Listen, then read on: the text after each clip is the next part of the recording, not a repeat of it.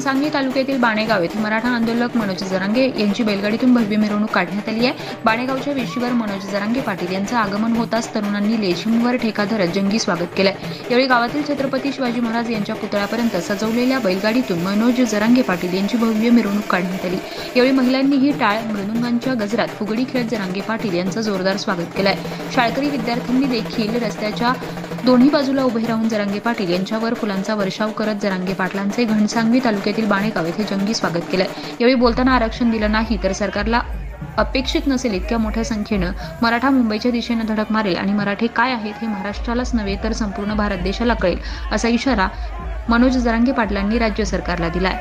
Tejvarta news network, Jalna.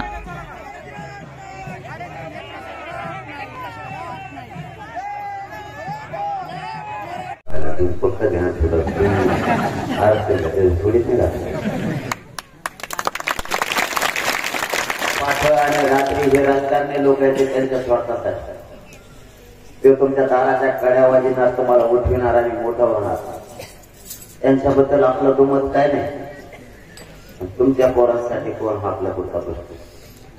त्याचे पोरं शिकले, त्याचे परदेशात सुद्धा गेले, त्याला आपल्या बापदाद्यांनी पिढ्यांना फार मोठं केलं, त्याच्या पॉम्पलेट सुद्धा आपला बापदादा कधी काळी आपल्या मदतीला येईल म्हणून आपल्या बापदाद्या मराठ्यांनी यांना 70 वर्षापासून जेवढे पक्ष झाले त्या पक्षातल्या सगळ्या नेत्याला मोठे केले। त्यातला एकही नेता आज आपल्या मराठ्याच्या पोराच्या बाजूला उभा नाही तयार एक सुद्धा। मग यांना मोठं कशासाठी केलं? थोडस कधीतरी मागं वळून बघायचं शिका मराठ्याला। आपल्या पाठीशी कोणीच नाही। आपली लढाई आपल्या पोरांसाठी आपल्यालाच लढावी लागणार आहे आणि आपले पोरं आपल्यालाच मोठे करावे लागणार आहे।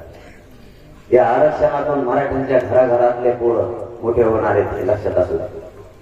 इथं रातपाट मी याच्यासाठी करतोय, माझ्या गोरगरीब लेकरांच्या डोळ्यात आणि चेहऱ्यावर त्यांचा फोन लावणार तर ते माझा वैयक्तिक कोणालाच फोन नसतं। माझ्या वैयक्तिक कामात जर एकदा ठेवला ना तुम्ही म्हणता त्या आरक्षण सोडून मी फोनच नाही लावला कोणाला। एक जणाला ते फोन लावलं ते होते झोपी, त्यांनी झोपीतच फोन विचारला म्हणलं उद्या त्याला बैठ गेली यायचं नसतं 12 वाजता बैठ ते बोलत असं रागाने हा म्हणून बोलत म्हणलं, पण म्हणलं ते नाव वाचेल का आणि त्यांना पुढं घालायचं काम करतो। त्याच्या डोक्यातच आहे नाही। मराठा एकटाच 50-55% आमचं कुणीच नाही करू शकत। एवढे ताकद आमच्या राहत्या, फक्त आम्हाला वाद नाही काय आणि मराठ्यांना माझ्या हात जोडले। ओबीसी बांधवांनी मराठ्यांच्या अंगावर यायचं नाही, मराठ्यांनी सुद्धा ओबीसीच्या अंगावर जायचं आहे। कारण आपल्याला इथं प्रेमाने एकमेकाच्या आपण एकमेकाच्या गावात बांधावरती राहतोय, आपण त्याचं ऐकून आपण एकमेकाच्या अंगावर नाही जायचं।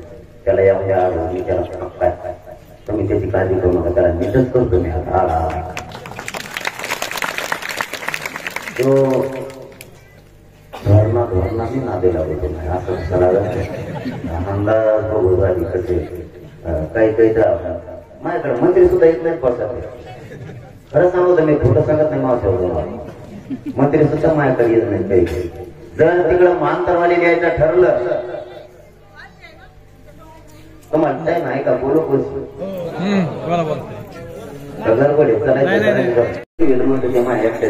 काय बोलू बोलू मग बंद करतो कधी सणा नाही सणा त्याला काही पावसाळ्यामध्ये काय बोलायला 2-4 दिवस झालं बोला ना इतकं पागलपणा। अरे आपण मंत्री आहे, आपण कायद्याची मर्यादा पाळली पाहिजे, आपण जातीवाद नाही केला पाहिजे।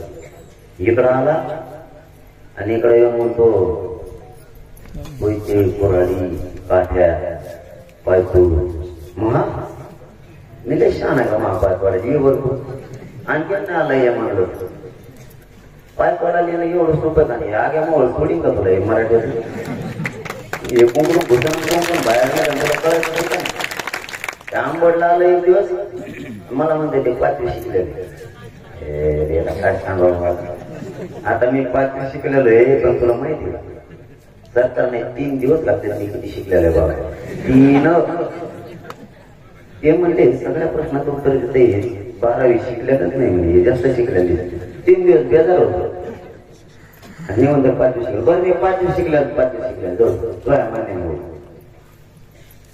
मी 5वी शिकलेला असून आरक्षण निर्णयाच्या टप्प्यात आणलं नाही आणलं. आणि मग तू जर एवढा हुशार होता तर तू जेलला गेलाच.